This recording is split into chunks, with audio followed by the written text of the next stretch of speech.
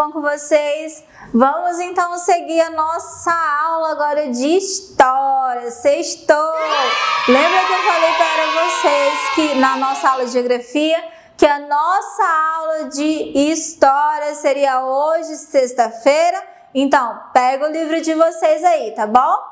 Na nossa aula de História de hoje, nós vamos continuar falando sobre o marcos da memória. O que são marcos da memória, né? A gente aprendeu aí nas nossas aulas de História que marcos da memória é tudo aquilo que retrata um acontecimento importante e que vai passando ao longo do tempo. Então, a gente falou sobre 7 de setembro, dia 21 de abril, que são considerados como marcos da memória. E agora vai lá na página 15 e 16 do livro de História de vocês, tá bom?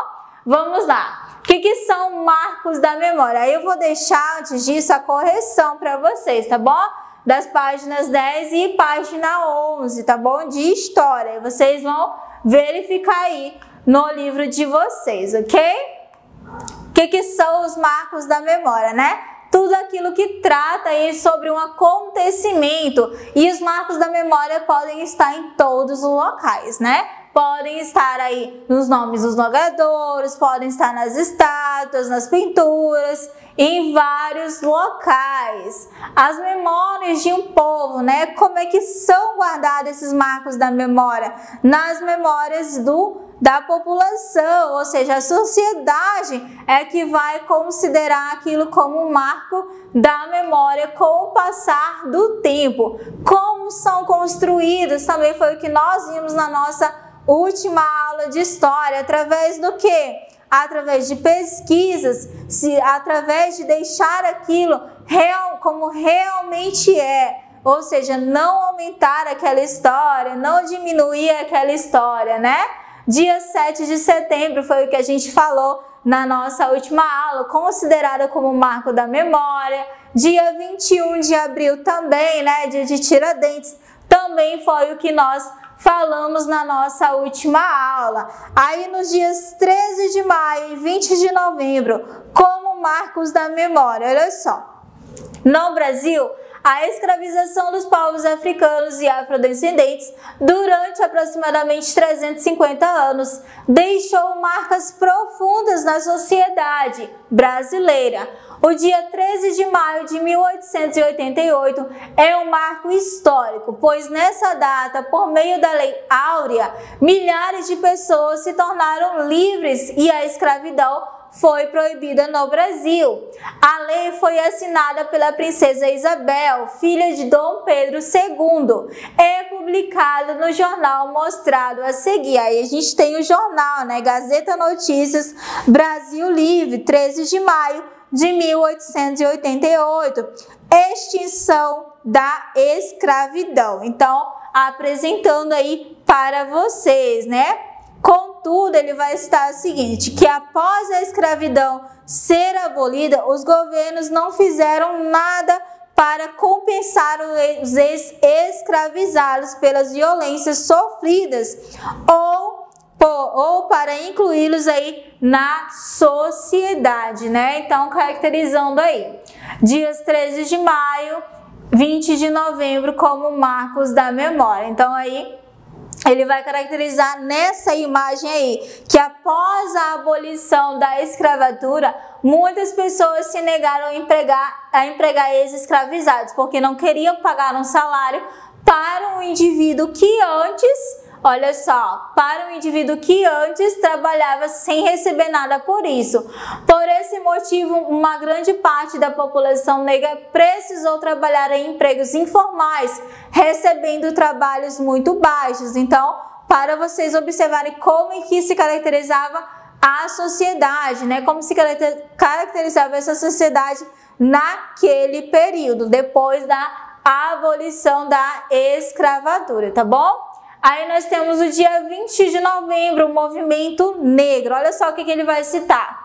Que a população negra não considera a data 13 de maio como a que apresenta a luta pelos negros, pela liberdade. Para o movimento negro celebrar o dia 13 de maio é colocar a princesa Isabel no centro das comemorações, como se fosse a principal responsável pela abolição da escravatura. O fim da escravidão foi resultado de uma série de fatores, que inclui a participação popular. Os escravizados se revoltaram ou fugiam aí para os quilombos, como a gente conheceu o que eram os quilombos na história e geografia de Rondônia. Também havia aí um movimento abolicionista que defendia o fim da escravidão. Então não foi apenas com a assinatura da princesa, mas existiam outros fatores aí que aconteceram, né, em relação ao fim da escravidão, tá bom? Só para o entendimento de vocês mesmo, essas duas datas importantes também consideradas como marcos da história, né? É importante saber que o dia 20 de novembro representa um marco de memória que foi construído e selecionado por pessoas que fazem parte da história da população negra brasileira. E a gente tem o monumento do Zumbi dos Palmares e também as pessoas aí protestando, né? 14ª Marcha da Consciência Negra em São Paulo, como vocês estão vendo aí no slide de vocês, tá bom? Como prática para casa, vai ficar as páginas 17, 18 e 19 do livro de história de vocês. Por hoje é só, meus queridos, um bom final de semana e até a próxima aula.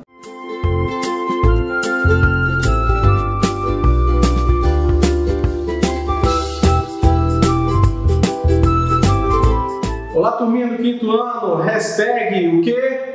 Sextou! Nossa aula de sexta-feira, aula de literatura, e nossa aula nós estamos analisando o livro de haikais visuais. Lembrando que você que não tem ainda, por favor, pegue o seu livro aqui na escola, porque nós precisamos acompanhar ele juntos, certo? E na nossa aula anterior nós vimos como o autor do livro, né, Nelson Cruz, ele idealizou fazer todas essas histórias aí que nós vamos analisar. Lembrando a você, tá, que nesse caso nossa leitura ela é visual, não tem uma leitura escrita nesse livro. Então vai muito da interpretação de cada um, certo? Você pode interpretar de uma forma, o seu amigo pode interpretar de outra e tudo bem, certo? Eu também posso interpretar de uma forma totalmente diferente da que vocês estão vendo, certo? Então, sem mais delongas, vamos analisar o primeiro capítulo aqui. Vamos lá. O primeiro capítulo tem como título Boa Viagem. Aí eu quero perguntar a vocês, como você analisaria uma boa viagem? Seria de carro? Seria de avião? Seria de trem? Seria de ônibus? Como que você analisaria? Então vamos para nossas imagens. Vamos lá. A primeira imagem que você tem aí é de um trem. E ele está indo, é lógico, de um lugar para outro, certo? Você está lá na página 12, tá, gente? Então quero que você analise bem aí esse trem. Vamos para a próxima imagem, que continua o mesmo trem. Já observou aí, ó? O mesmo trem, entretanto, em lugar diferente. E a próxima imagem é o mesmo trem, só que ele está também em outro lugar diferente.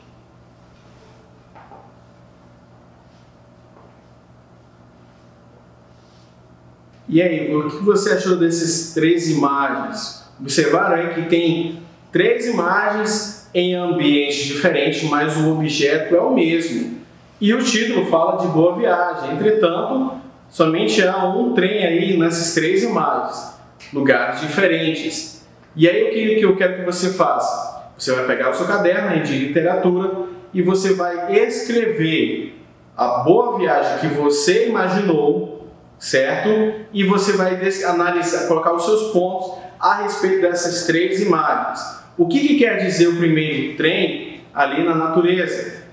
que lembra que eu falei para vocês que o Hayekais, ele trabalha muito nessa questão de natureza, voltado ali, bastante ali para um lugar mais tranquilo.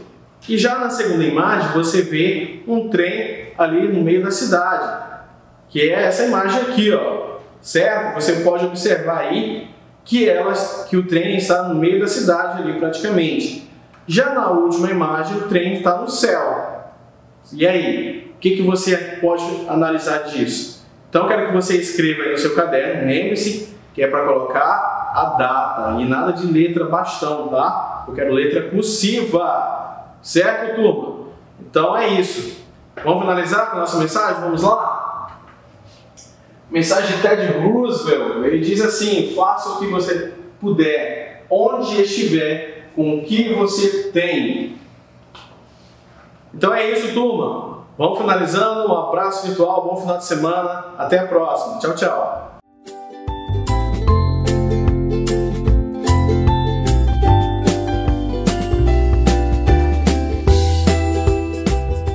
Olá, turminha do quinto ano. Nós estamos na nossa aula de sexta-feira, ou seja, o quê? Sextou! Uhul! Nossa aula de sexta-feira, aula de produção de texto. Como eu sempre falo para vocês, aquela aula que você está com muita vontade de ir embora, mas tinha que estar aqui junto comigo.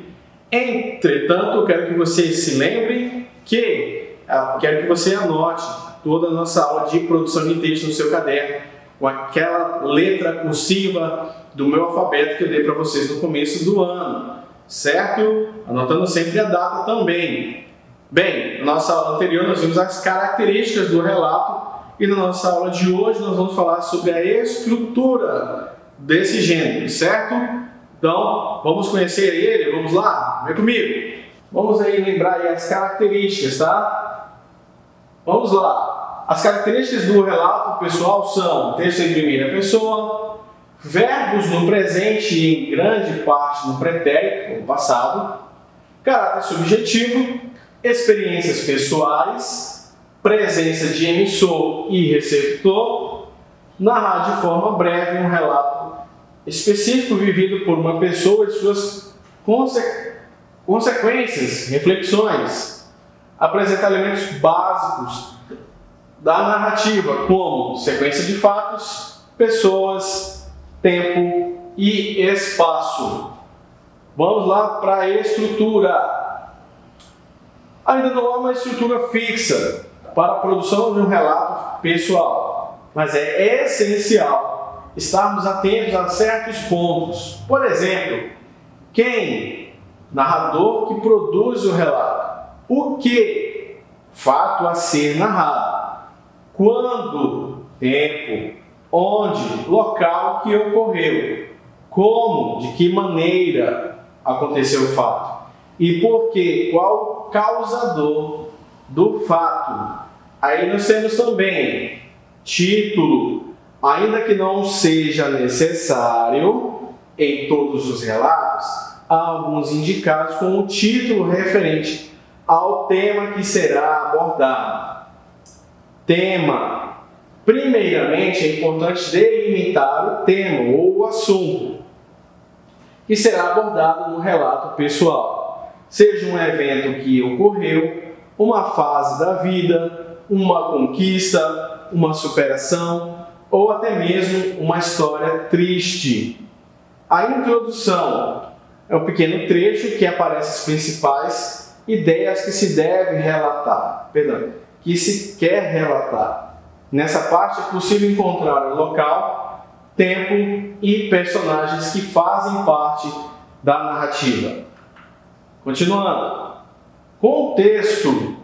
Observe em que o contexto se passa o relato que será narrado.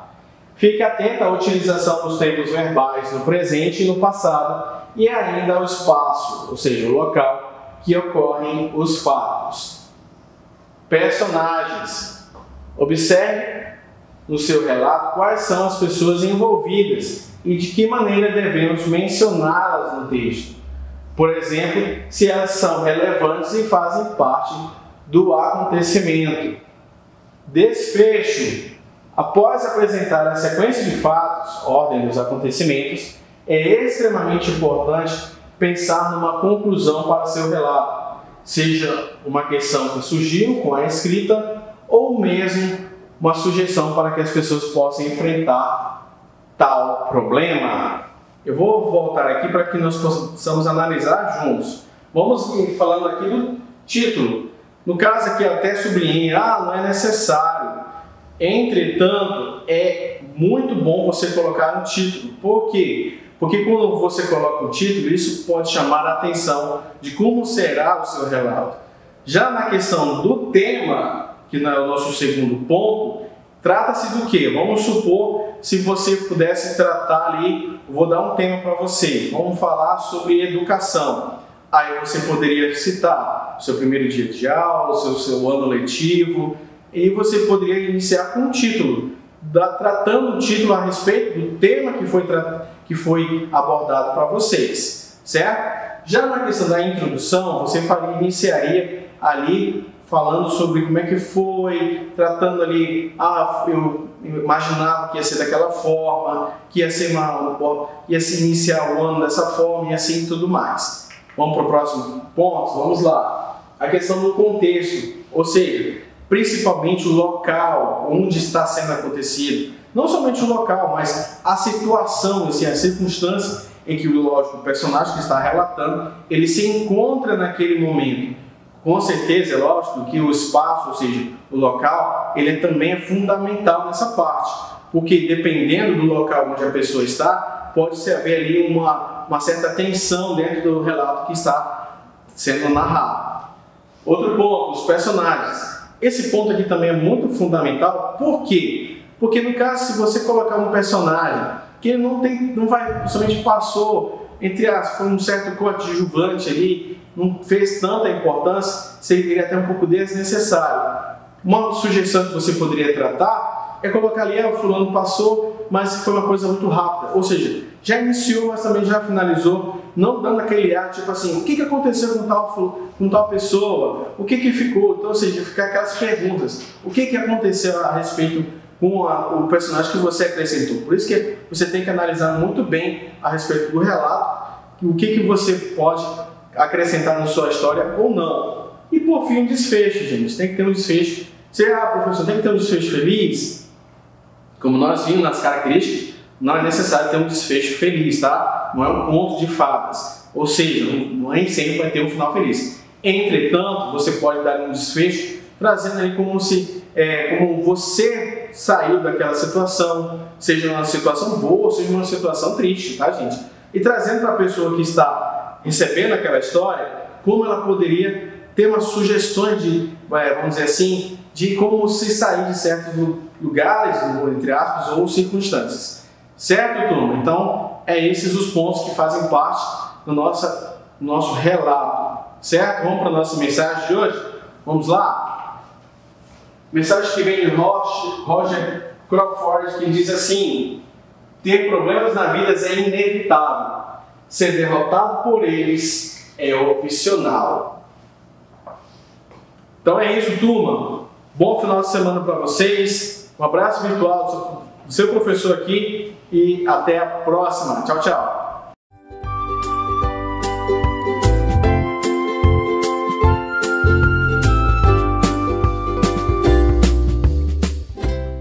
Olá, quinto ano. Tudo bem com vocês? Estamos aqui para mais uma aula em casa. A aula de hoje é referente ao dia 6 de novembro de 2020. Estamos trabalhando o nosso quarto bimestre e, na aula de hoje, a gente vai discutir e conversar um pouquinho sobre este conteúdo chamado Guerrilla Grills. A gente vai ver quem são essas pessoas chamadas Guerrilla Grills. Nós temos aqui de abertura na nossa tela, né? Basicamente algumas mulheres com uma máscara de gorila, ou seja, de macaco, e a gente vai entender por que essas mulheres estão vestidas dessa maneira e quem são elas e o que elas fazem nessa sociedade e por que elas ganharam esse nome chamado de Guerrillas Grill. Este conteúdo está nas páginas 52 e 53 do seu livro didático, então vai lá no seu material de estudo, na sua mochila, pega o seu livro didático e vem comigo para a gente entender o que seria esses guerrilha grill que a gente vai conversar na aula de hoje, certo? Guerrilha grill é um grupo de mulheres artísticas, ou seja, né, atores, atrizes, na verdade, desculpa o contexto, é um grupo de atrizes ou artistas, vamos falar artista de uma maneira geral, certo? Que elas usam máscaras de gorila. Por quê? Elas não costumam falar o seu nome verdadeiro, né? Elas usam outro nome, elas utilizam o nome de artistas que já faleceram.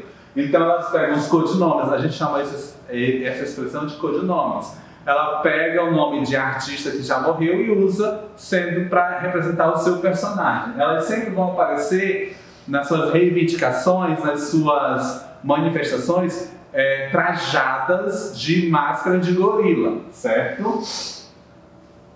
Por quê? Porque elas são ativistas. As pessoas ativistas, elas lutam por causas intencionais, por causas que colaboram, causas causas sociais. Elas têm essa busca, né, de reivindicar, de protestar, de trazer conscientização para as pessoas por conta das suas causas. E, na verdade, essas mulheres chamadas guerrilha grills, elas criticam a diferença de oportunidade entre homens e mulheres no mundo artístico. Então, elas são ativistas do mundo artístico porque elas procuram alcançar no mundo artístico os mesmos direitos para os homens e para as mulheres. Os mesmos direitos que os homens têm no mundo artístico, as mulheres deveriam ter no mundo artístico. Então, esse grupo de mulheres chamado guerrilha grills trajam máscaras de gorilas e fazem alguns protestos, né? Esses protestos são fotografados, são filmados e são estampados nas paredes das cidades, em forma de outdoor, em forma de panfleto, né? Para deixar a sua mensagem. Então esse grupo de mulheres ativistas, né? Elas lutam por causas na intenção de transformar a realidade. Então elas buscam transformar essa realidade de trazer direitos iguais para o homem e para as mulheres nas áreas artística, tá? Nós temos ali, ó, um dos cartazes publicado por elas, né? Nós temos ali uma mulher deitada em um sofá, em uma cama, não dá de entender basicamente isso. Essa mulher está trajando uma máscara de gorila e nós temos uma grande mensagem estampada nesse cartaz. As mulheres precisam estar nuas para entrar no Museu de Arte de São Paulo? Seria uma pergunta. Então, todas as mulheres que vão entrar no Museu de Arte de São Paulo precisam estar nuas? É uma pergunta que elas fazem. Por quê? Porque subsistente que todas as mulheres que entram no teatro vão basicamente nuas. E para a mulher entrar no teatro precisa estar nua? É uma reivindicação que ela traz, tá? Apenas 6% dos artistas do acervo em exposição são mulheres, mas 60% dos seus nus são femininos, né? Então elas estão reivindicando e falando sobre os nus que estão apresentando, que basicamente as mulheres são apresentadas nuas nesse contexto. Então elas trazem uma reflexão, elas trazem um posicionamento, elas trazem uma indignação neste contexto e estampa para as pessoas refletirem e repensar sobre isso, tá? Esta é uma das mensagens mais comuns que elas têm. Mas aqui eu tenho outras que falam das vantagens de ser uma artista mulher, né? Aí eu trouxe para vocês aqui desse contexto apresentado em um mural aí bem grande, né? Uma parede bem grande. E se você observar, além as vantagens de ser mulher, as vantagens de ser uma artista mulher, nós temos aqui outros contextos também trabalhados pelas guerrilhas grills, tá? Aí ela fala, trabalhar sem a pressão de sucesso, não tem que participar de exposição com os homens, pode escapar do mundo da arte em seus 4 trabalhos, como freelance, saber que sua carreira pode decolar quando você tiver 80 anos, estar segura de que independente do tipo de arte que você fez ou que será rotulada de feminina.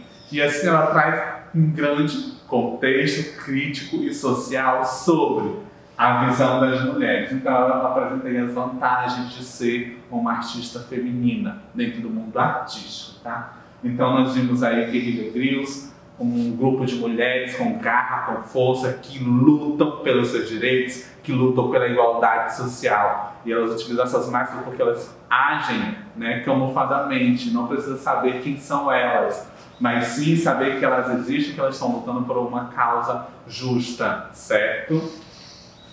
E nós iremos agora trabalhar uma atividade nesse contexto que está aí na página 53 do seu livro didático, tá? Inspirando-se nas fotografias de Miguel Rio Branco, que foi o artista que nós trabalhamos na aula passada, onde nós vimos aquela sequência de fotos que Miguel Rio Branco fazia dentro do seu contexto social e também trabalhando, né, o contexto de Guerrilha Grill, dessas reivindicações sociais que a gente acabou de ver.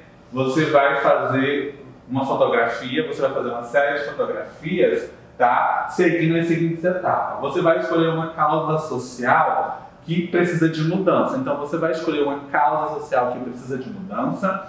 Você vai refletir como seriam essas mudanças que essa causa social apresenta.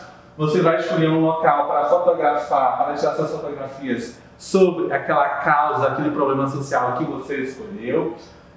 Você vai selecionar, você vai tirar aí 10, 15, 20 fotografias daquela causa, e dessas fotografias que você tirou, você vai selecionar 5, tá?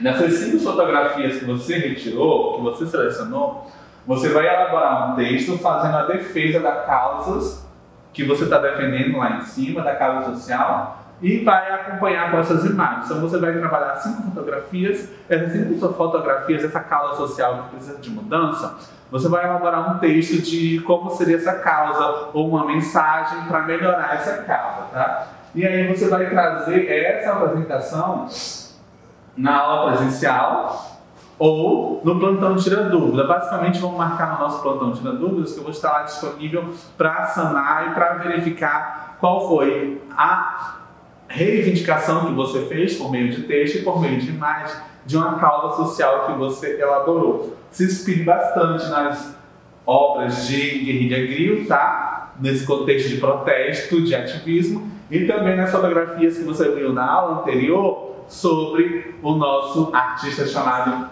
Miguel Rio Branco, certo? Então este é o nosso recadinho de hoje. Nós vamos ficar por aqui, mas espero futuramente as suas atividades lá no plantão Tira Dúvidas, para a gente tirar dúvidas, para a gente verificar como é que foi o seu processo de entendimento nessa dinâmica de Guerrilha Grill vista na aula de hoje. Beijões e abraços e até a aula que vem. Beijão, tchau, tchau.